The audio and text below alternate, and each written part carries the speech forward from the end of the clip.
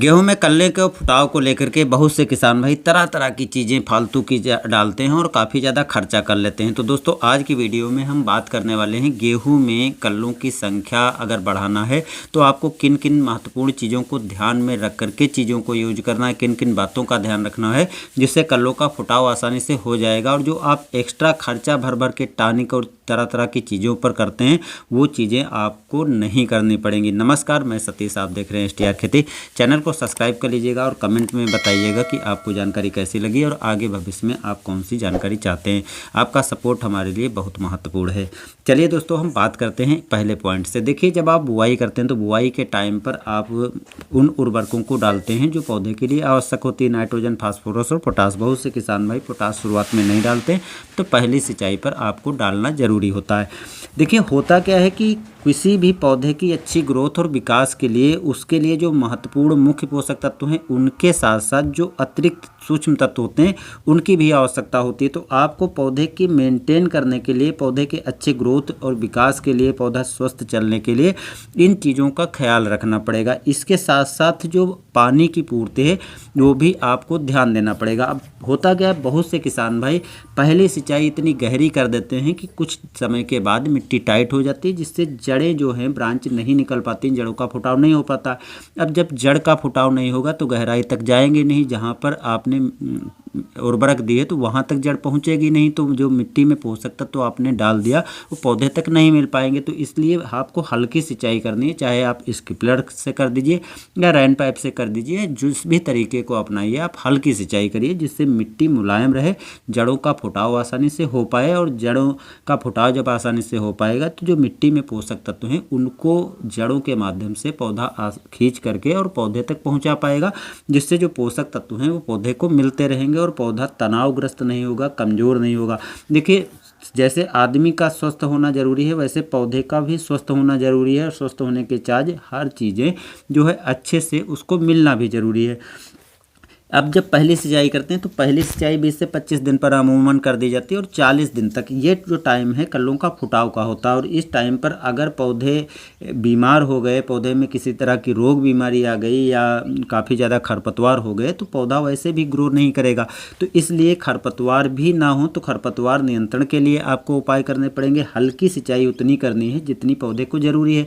बहुत ज़्यादा सिंचाई कर देंगे तो अधिक पानी के कारण जड़ कमज़ोर हो जाएगी, पौधा सूखने लगेगा, पौधा कमज़ोर हो जाएगा, फिर पौधा कमज़ोर को सुधारने में लगेगा कि अच्छे से फुटाव में लगेगा। तो ये चीज़ें पौधे के लिए भी दिक्कत का सामना करना पड़ेगा कि उसको पौधा मेंटेन होना है, तो मेंटेन होने में यदि उसका 20-25 दिन निकल जाएगा तो फुटाव कहाँ से होगा। तो इसलिए हल्की सिंचाई ही करके आपको करनी चाहिए जिससे जो है किसी तरह की पौधे में समस्या ना आ पाए, किसी तरह की रोग बीमारियां न लगने पाए। तो ये भी आपको देखभाल करना है।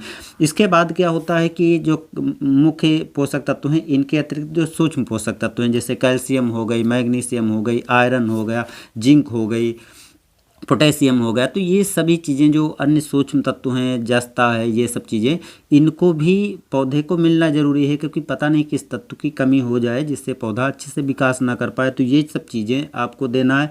पहले खरपतवार नियंत्रण करना है, नाइट्रोजन की भी पूर्ति आगे करते रहना है जिससे पौधा प्रकाश संश्लेषण की क्रिया अच्छे से कर पाएगा। और जब पौधा बिल्कुल स्वस्थ होगा और सभी तत्व जो हैं आवश्यक वो मिलेंगे तो पौधा बीमार नहीं होगा, किसी तरह की समस्या नहीं होगी और ग्रोथ जब अच्छे से करेगा, जड़ों का फुटाव अच्छे से होगा, अच्छे से पौधा का विकास हो रहा होगा तो फुटाव जो कल्लों का है वो आसानी से होगा। फिर ज़रूरी नहीं है कि आपको किसी विशेष टॉनिक की, विशेष चीज़ों की डालने की आवश्यकता है, क्योंकि यदि आप 10 साल पीछे चले जाएँ, 15 साल पीछे चले जाएँ तो जो किसान खेती करते थे तब ग्रोथ प्रोमोटर थे भी नहीं।